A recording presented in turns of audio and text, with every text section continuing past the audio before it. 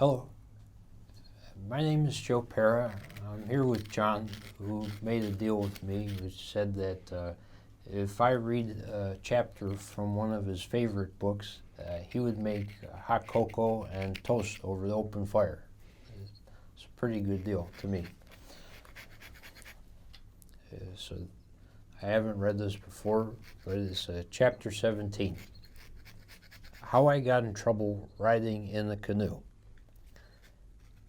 I often rode in my canoe when I did not go fishing. I took one ride in it that I shall always remember. At least the remembrance of it has forced itself upon my mind a number of times in the days gone by, and I expect to think of it a few times more. Of course, my oldest sister Rachel, who is now Mrs. Crandell of Dearborn, became acquainted with the young ladies of the neighborhood. One fine afternoon, in the spring of the year, when the winter water was high, two of her friends came to see her. They were considered very fine young ladies. Hear that, John? One was Miss Lucy Lord. The other I will call nameless, but she is an old resident and lives nearby. If at any time this should meet her eye, she will vouch for the truth of it. They came to spend the afternoon with sister. Of course, as all young men do, I believe, I felt a little flattered and thought, no doubt, one object of their visit was to see me. Whether my humble self was once in all their thoughts when they were making their toilet that day or not, I gave them the credit of it. What is this book, John? I thought I had never seen one of them, at least, look any better than she did that afternoon. Her hair was arranged very nicely, and she was very graceful. Of course, when my sister told me they wished very much for a boat ride, I could not very well to refuse to go with them. I hoped to let them see with how much skill I could manage my canoe. But alas for my skill. The flat was covered with water from our little ridge to the creek, a distance of 20 rods. It looked like a large river. The canoe was anchored near the ridge. The young ladies got in, and we started from the landing. I had to look out for the stumps and hummocks. What's a hummocks? It's a bump. Oh, okay. I had to look out for the stumps and hummocks so as not to run against them nor run my boat aground. I had my passengers aboard, and I stood in the hind end of the canoe. With a hand pole, I set it along with greater rapidity than it could have been paddled. We glided over the water, on the flat, amid the joyful acclamations and gleeful laughter of my fair companions. One said, "I haven't had a boat ride before in Michigan." Miss Lucy, who sat on the bow end of the boat, waved her handkerchief and said, "Oh, bless me, isn't this pleasant, sailing on the water?" Another said, "How nice we go."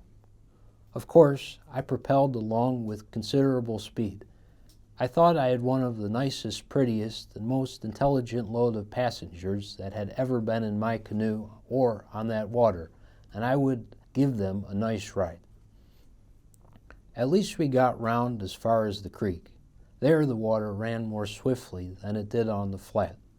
I told the young ladies I thought we had better not try to navigate that, but they all said, "Let us ride up the creek." Uh-oh. I thought I was master of the situation and could manage the canoe. I did not want to tell them that I was afraid, for fear they would say I was faint-hearted. I thought that would be very much against me, and as I had such a brave crew, I made up my mind to go up the strong current. I turned the bow of the boat up against the current as much as I could with one hold, but could not get it straight against the current.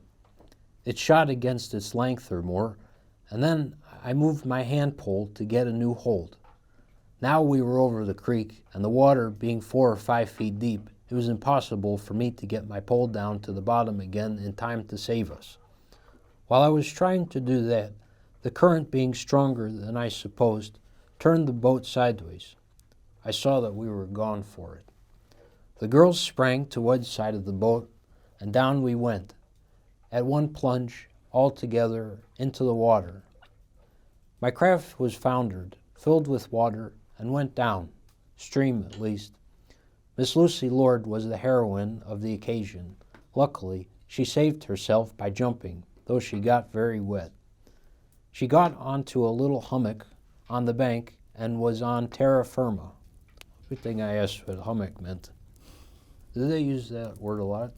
Yeah, sure. I use it today, don't you? Yeah.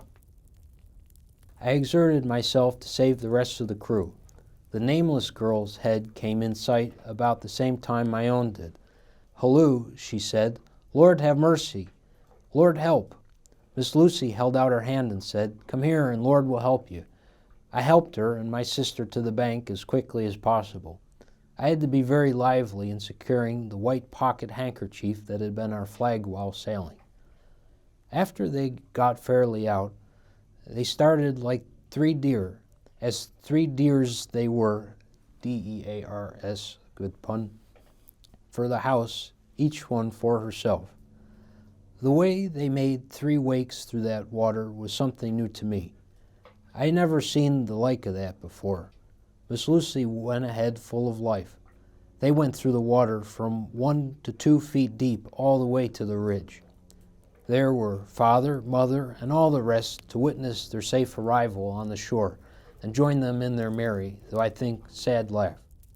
I knew it would all be laid to me. After I watched them to the house and knew they were very jolly, I started for the canoe. It had gone down in the water to a large log that lay across the creek and launched it. I was as wet as I could be, and I jumped in again, drew it from the log, and pulled it along full of water up the creek until I got where the bank was a little higher. Then I drew the front end up, and the water ran over the back end. When it was so that I could tow it, I took it across the flat in front of the house and left it there in its place. Then I went in the house. They had coined a brand new title for me. They called me Captain. They said I had come near drowning my passengers. Mother said it was not safe for young ladies to ride with me on the water. Father said he thought I was not much of a sailor, that I did not understand navigation, and I made up my mind that he was correct, that I was not much of a waterman. And that's chapter 17 of The Bark-Covered House. William Nolan is a wonderful writer, and he writes a fun book. I hope you enjoyed that chapter. I did a lot. It was a good old-time fun. I thought it was going to get, I don't know, by the way that you were smiling at the beginning and the way that he wouldn't name the one woman, it was going to get a little bit weirder than it did. But I guess just being embarrassed in front of a woman by giving her a poor canoe ride was enough to write about back then. And he was riding in a dugout canoe. So we've made dugout canoes in the past year on the channel, and they are heavy. They're very hard to maneuver in the water. Right, especially with what, 3 other people in them? 3 other people, and then the current and everything. So having experienced a dugout canoe on a river, I know exactly what he was feeling there. Definitely.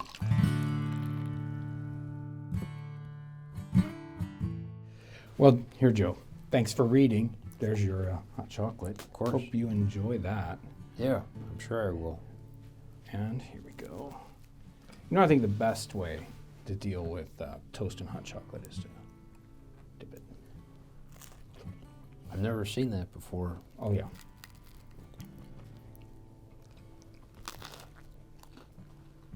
That is good. I always think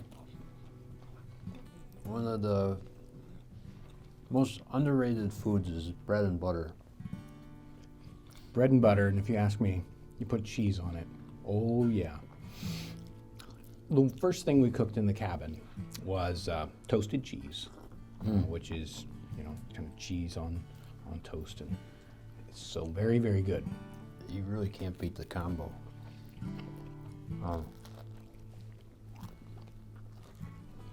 My one grandfather, he had like he loved doing his meals and courses and breaking stuff up, but he would have dinner, dessert, and then he would have bread and butter as like a final thing with his coffee. So I guess it's kind of like that, but he was very methodical with the buttering, and I don't know, maybe I just didn't appreciate it as much as I should have when I was younger, but it's so good.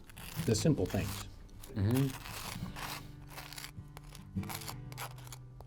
Joe, I really enjoyed your reading, and I had a great time talking with you. Can you tell the folks out there about what you do, what you're famous for, Joe? I'm definitely not famous, but I have a comedy show on Adult Swim Network called Joe Pera Talks with You, and it just each episode is about a different subject matter, and I play a choir teacher in the Upper Peninsula of Michigan, and yeah, I think it's funny and nice. You got the shot of the buttering bread. We sometimes do that same and give it just kind of those feelings of watching bread being buttered, and yeah, so it's a kind of a warm feeling show, like going to hang out with your grandparents or something like that. I really enjoy your show, Joe, so thank you so much for sharing that with you, and I hope folks out there get a chance to check it out. And thanks for coming in and reading for me. You know, I have to do a lot of reading, and when somebody else can come in and do a little bit of that, I really enjoy that. And of course, I can't turn down cocoa. So. That's right. And hey, it turned out pretty good if you ask me. I think so too. If you'd like another episode, a warm and fuzzy episode here in the cabin, make sure to check out this episode on Welsh Rabbit. I am sure you will enjoy it.